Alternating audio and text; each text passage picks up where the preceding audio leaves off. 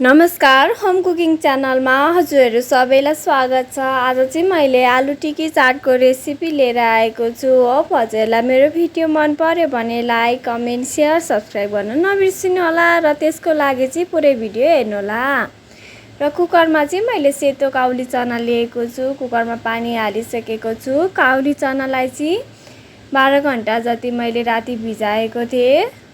यो चाहिँ बसाउनको लागि चाहिँ मैले हालिदिसकेको छु। ल गार्लिक पनि हाल्दे।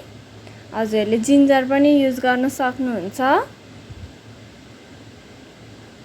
हरियो खुर्सानी 2टा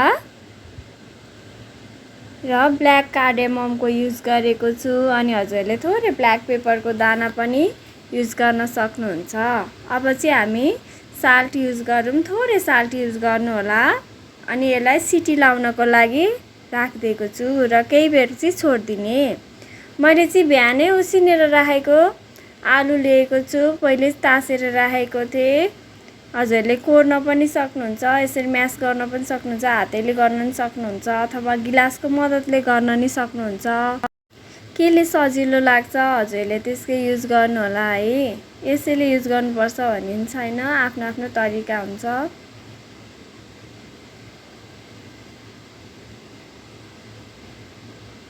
मजाले मुस्नु होला, सबै दाना नरहोस् आलुको चाहिँ। बरु केही समय लिनु होला अनि आलु टिक्की पनि राम्रो बन्छ। र मैले चाहिँ नुन एड गरेको छु। आलु टिक्की बेस्ट बनाउनको लागि चाहिँ अरू केही पनि हाल्नु पर्दैन। खुर्सानीहरू केहीको पनि प्रयोग गर्न पर्दैन। र मैले चाहिँ चामलको पिठो लिएको छु। यो चाहिँ चामल मैले घरमै पिसेको हो मिक्सरमा।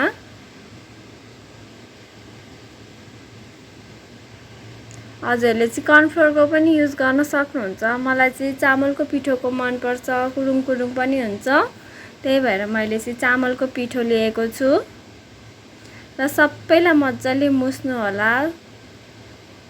र चामलको पिठो पुगेन भने फेरि पनि एड गर्नु होला। र राम्रो डो बनाउँदै जानुहोस्। अब चाहिँ हाम्रो डो बन्नलाई पनि रेडी भइसक्न लागेको छ। हजुरहरूले चाहिँ यो मिस नगरी हेर्नु होला। बिचमा केही टिप्सहरू पनि हुन्छ, हजुरहरूले मिस नगर्नु होला। र नयाँ मान्छे हुनुहुन्छ भने मेरो च्यानलमा सब्स्क्राइब गर्न नबिर्सिनु होला है।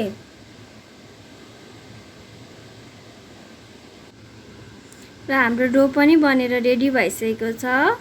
अघि चाहिँ हामीले उसिनेर राखेको चनालाई निकालौँ। यो चाहिँ 6 सिटी जति लागेको हो। र त्यसपछि चाहिँ हामी छोलेको मसलातिर लागौँ। र मैले चाहिँ छोले बनाउनको लागि चाहिँ बेस्ट घी र बटर हुन्छ, तेलको प्रयोग नगर्नु होला। र मैले फर्स्टमा चाहिँ पान जिरा एड गरेँ अनि जिरा दाना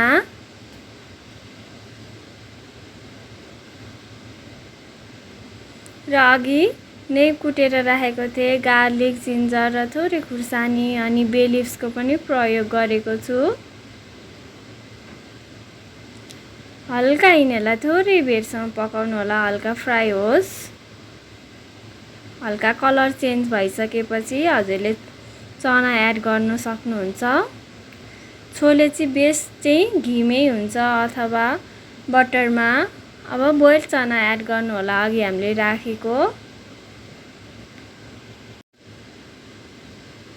तपाईहरुलाई चाहिँ आज नयाँ तरिकाबाट बनाउन सिकाइराखेको छु। बेसार एड गर्नुहोस्। सब्जी जसरी नि अर्को चनाहरू जसरी नि तपाईहरुले कुकरमा एकैचोटी पकाउनु पर्दैन, यसरी पकाउनु मिठो हुन्छ। चिल्ली पाउडर चाहिँ यो चाहिँ कलरको लागि एड गरेको हो मैले, त्यस्तो पिरो धेरै हुँदैन। अनि धुलो मसलाहरू, जिराको धुलो, धनियाको धुलो मसलाहरू चाहिँ मजाले पाकेपछि मिठो हुन्छ। एकछिन पाक्न दिनुपर्छ। र थोरै पानी एड गर्नुहोस्। वार्म वाटर लिएको छु मैले चाहिँ, तपाईहरुले चिसो पनि एड गर्न सक्नुहुन्छ है। यही एड गर्नुपर्छ भन्ने छैन। अनि फेरि मजाले चलाउनु होला।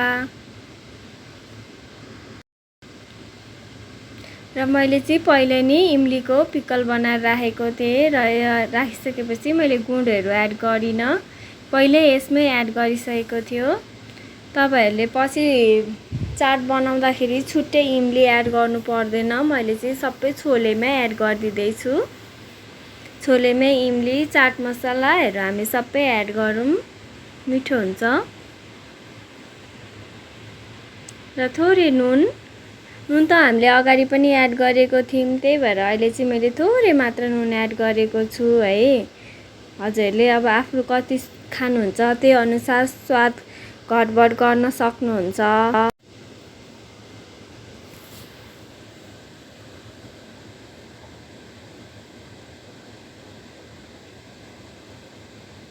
र चाट मसला थोरै एड गरे मैले चाहिँ।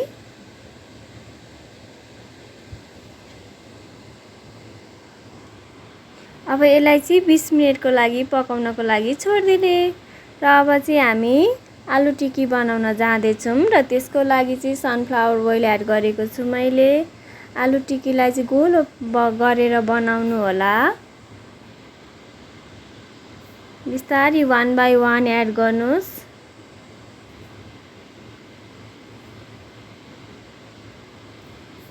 मैले चाहिँ यो मिडियम ग्यासमा पकाएको छु, मिडियम पारेर पकाउनु होला। एक साइड चाहिँ हामीले लगभग 3 मिनेट जति पकाउनु पर्छ।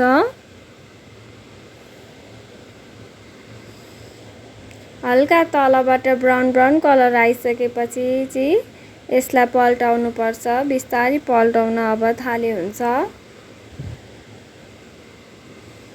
हजुरले हेर्न सक्नुहुन्छ कलर पनि राम्रो आइसकेको छ।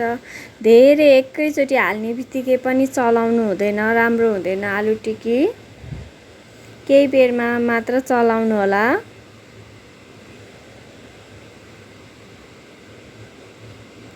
र यसै गरी अर्को साइड पनि 3 मिनेट जति पाक्नु पर्छ।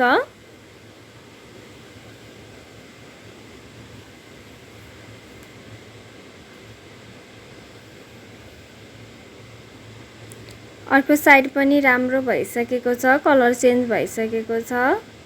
अब यो आलु टिक्की पनि बनेर रेडी भइसकेको छ। हामी झिकुम र अरु पनि आलु टिक्की बनाउनलाई छ, सबै प्रोसेस सेम हो। मैले देखाइन त्यो चाहिँ अरु आलु टिक्की बनाएको सबै एउटै हो भनेर। हजुरहरु नि यसरी नै बनाउनु होला है। बिचमा स्किप गरेको छु। र हाम्रो छोले बनेर नि रेडी भइसकेको छ। 20 मिनेट पछि पानी सुकिसकेपछि मैले चाहिँ लेमन एड गरेको छु र यसलाई एकचोटी मजाले चलाउनुहोस्। हाम्रो छोले बनेर नि रेडी भइसकेको छ। अब चाहिँ हामी धनियाको अचार बनाउनतिर लागौं। धनियाको अचार बनाउनको लागि चाहिँ मैले लसुन र अदुवा लिएको छु र ड्राई चिल्ली लिएको छु। अनि धनिया लिप्स काटेर राखिसकेको चाहिँ पखालेर मैले चाहिँ अब त्यो मिक्सरमा एड गर्दै मैले चाहिँ आज चाहिँ कुनै दालहरु पनि युज गरेको छैन धनिया अचारमा र पुदिना हालेको छु। पुदिना चाहिँ हेल्थको लागि पनि राम्रो हुन्छ। नुन स्वाद अनुसार एड गर्नुहोस् र केही जिरा दाना एड गर्नु होला र लेमन जुस।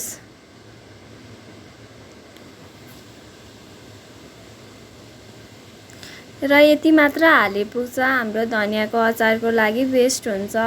र एउटा खुर्सानी एड गरिदिएको छु मैले लास्टमा पिरो नहोला भनेर।